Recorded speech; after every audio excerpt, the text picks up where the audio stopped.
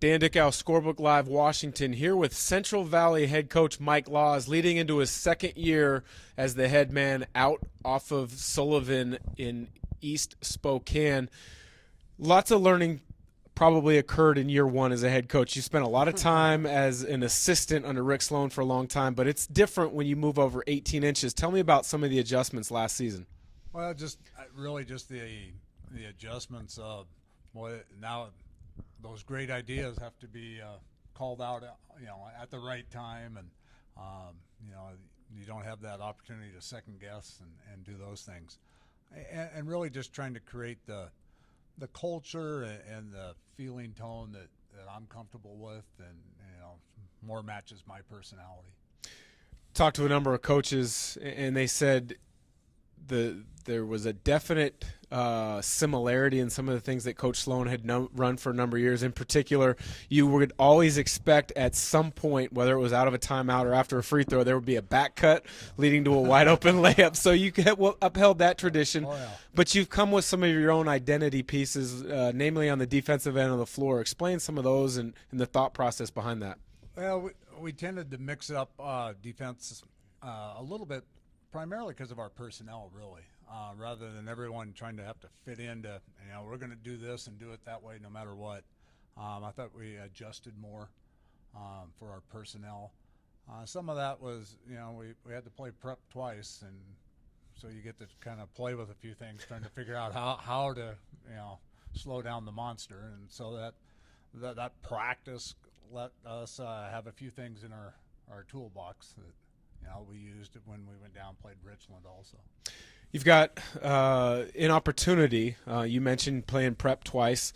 In talking to quite a few coaches leading up to this season, they think this league's going to be pretty darn balanced this season. You mentioned that to me off camera before we sat down.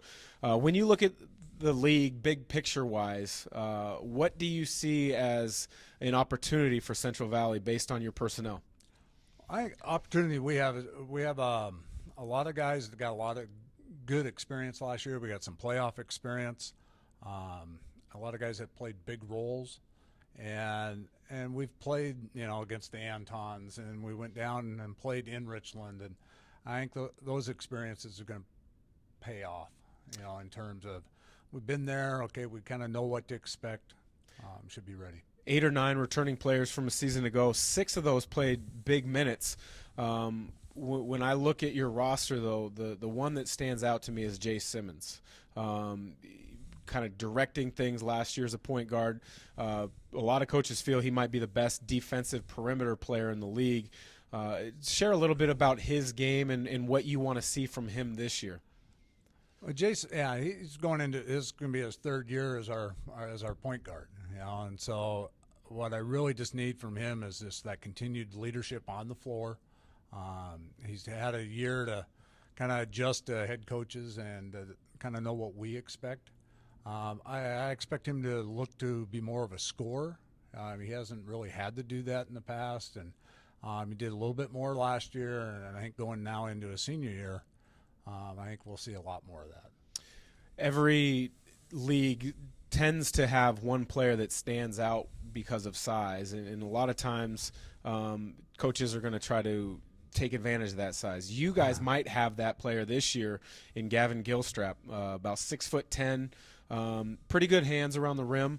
What are some of the things that you try to do to get him opportunities and advantages? Well, we've been get him healthy has been the big key. He had broken his leg after his freshman year, and so last year was real hard for him, just trying to come back and be healthy and do that. And he's worked real hard, but we're trying to go a little old school, and pound it in a little bit and see what you're going to do about it. And it's strange for us because we haven't had a kid over 6'6" in 30 years, and so. I was talking to Coach Sloan, and he was laughing. He goes, "Oh, sure. Once I leave, now, we finally have a big man in there, and it's allowed us to with Quinn Johnson. It's allowed us to move him out of that five spot and let him play more on the perimeter, which is I think a little more natural for him." You mentioned Quinn Johnson. He's joining us here at Scorebook Live's Washington's GSL Media Day. he's a player that I've been told is very versatile, very athletic. What does he bring to the table for you guys, that can be a difference maker? He has learned to become our warrior, the guy that will just go battle and fight, and that wasn't the case as a sophomore. He was undersized and kind of a little underdeveloped in terms of being a player and going up against kids that much older. But now he's to the point, and really saw it this summer, where he's just the guy that, okay, you need that done, I'll go get it done. You've been around the league, as we mentioned, for quite some time. Historically, who is the best player that you have seen come through the GSL, and what was the best team that you have seen come through the GSL? Thanks. Man, best player probably have to be Adam Morrison. We could not find a way to stop him when we were playing, and that was at a time where there's 3 or 4 really good GSL teams in the league that year. But Adam by far was the toughest. I've heard that from quite a few. And is there a team that stands out? I know Gonzaga Prep is coming off back-to-back state titles.